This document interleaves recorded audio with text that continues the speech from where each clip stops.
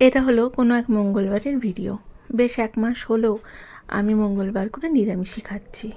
কোনোরকম কোনো ঠাকুরের পুজো করি না ঠিকই সেদিন, কিন্তু কয়েকদিন ধরে বেশ মনটা চাচ্ছে যেন নিরামিষ খাওয়ার।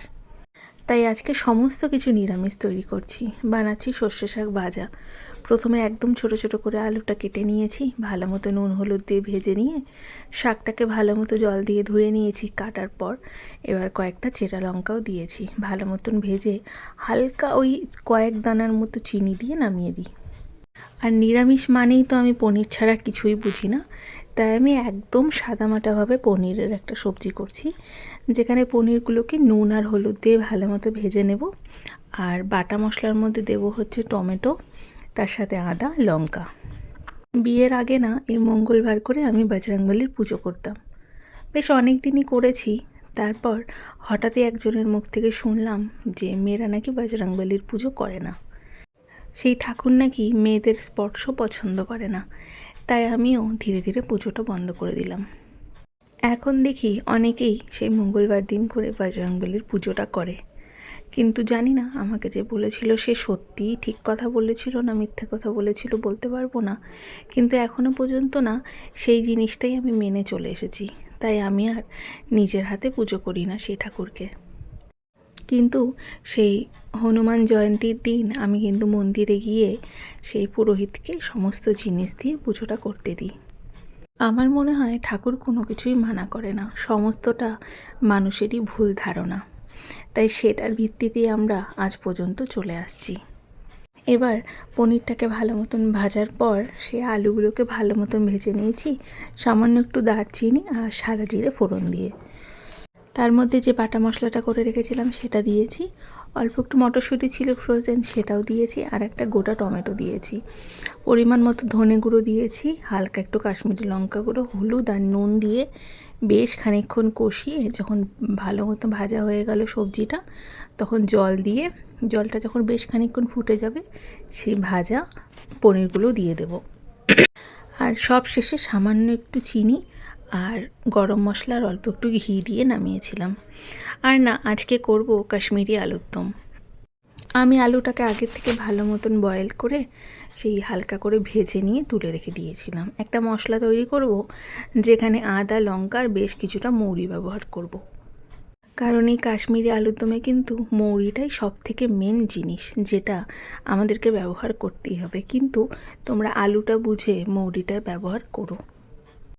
খুব বেশি মৌরি ব্যবহার করবে না, যতটুকুনি আলুর পরিমাণ থাকবে সেই অনুযায়ী মৌরিটা দেবে। এবার সমস্ত কিছু বেশ ভালো মতন সামান্য জল দিয়ে মিক্সিতে পেস্ট করে নেব।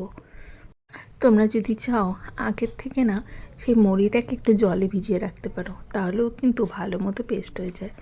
এবার তেলের মধ্যে বেশ কিছুটা গোটা গরম মশলা ফোড়ন দিব, তার সঙ্গে দিব অল্প একটু সেই জয়িত্রীর ফুল। সমস্ত কিছুকে ভালো মতন হামলদির সাথে থেতো করে তেলের মধ্যে দিয়ে দিলাম। যখন খুব সুন্দর গন্ধ বেরোবে তখন যে বাটা মশলাটা করেছিলাম সেই মশলাটাও ব্যবহার করব এর মধ্যে।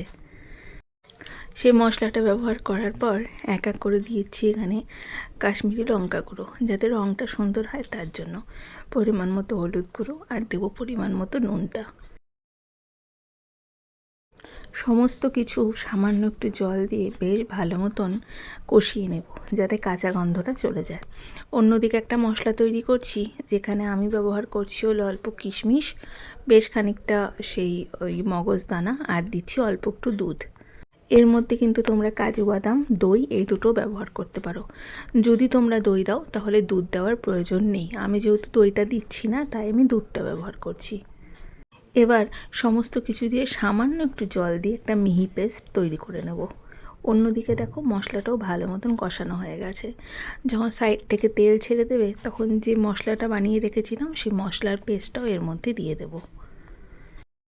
এবার সেই যে মশলাটা বেটে রেখেছিলাম সেই মশলাটা দিয়ে আবারও বেশ খানিকক্ষণ কষাতে হবে। একটা জিনিস মাথায় রাখতে হবে যে এখানে কাজু বাদাম বা চারমগজ দুটোই আছে, তার জন্য কিন্তু নিচে লেগে যাওয়ার সম্ভাবনা থাকতে পারে, তার জন্য একটু সাবধানে ব্যবহার করবে। আর কন্টিনিউ যাতে খুন্তিটা নাড়াবে সেদিকটাতে লক্ষ্য রাখবে।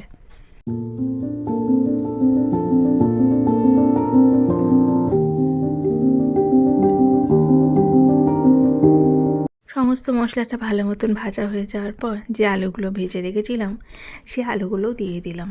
এবার সমস্ত কিছু বেশ অনেকক্ষণ ধরে কম আঁচে সামান্য একটু জল দিয়ে কষাতে থাকবো।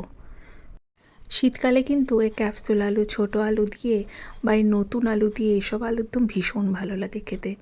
তাই আমি নতুন আলু পেয়েছিলাম বলে সেটা দিয়ে আজকে কাশ্মীরি আলুর দম তৈরি করলাম। এই আলুর দমটা না ফ্রাইড রাইস, পোলাও, ভাত বা যে কোনো কিছুর সাথে, রুটি, পরোটা সব কিছুর সাথে অসম্ভব সুন্দর লাগে। কিন্তু তোমাদের মশলাটার পরিমাণটা একটু লক্ষ্য রেখে রান্নাটা কিন্তু তৈরি করতে হবে। যদি বেশি মৌরি হয়ে যায় তাহলে কিন্তু ভালো লাগবে না খেতে।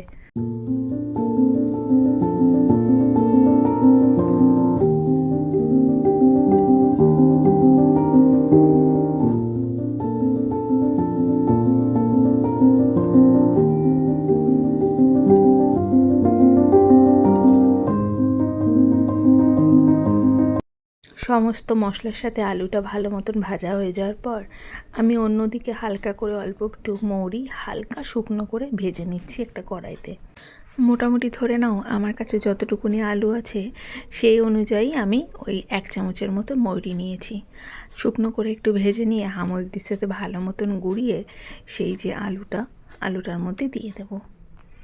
এই রান্নাতে কিন্তু গরম মশলা ব্যবহার করতে লাগে না, তাই সব শেষে হামল দিস্তা দিয়ে ভালো মতন একদম মিহি করে সেই মৌরিটাকে মানে ভাজা মৌরিটাকে গুঁড়িয়ে নিয়ে তারপর ব্যবহার করবে। তোমরা যদি চাও এই যে ভাজা মৌরিটাকে মিক্সির মধ্যে হালকা একটু গুঁড়িয়ে নিয়েও ওপর থেকে দিতে পারো। দেখো আমি অল্প একটু জল ব্যবহার করেছিলাম, গরম জল, সেটা ভালো মতন শুকিয়ে গেছে। সামান্য একটু চিনি দিয়ে হালকা একটু নাড়িয়ে এবার আমি ভাজা যে মৌরিটা গুঁড়িয়ে রেখেছিলাম সেটা ব্যবহার করব এর মধ্যেই।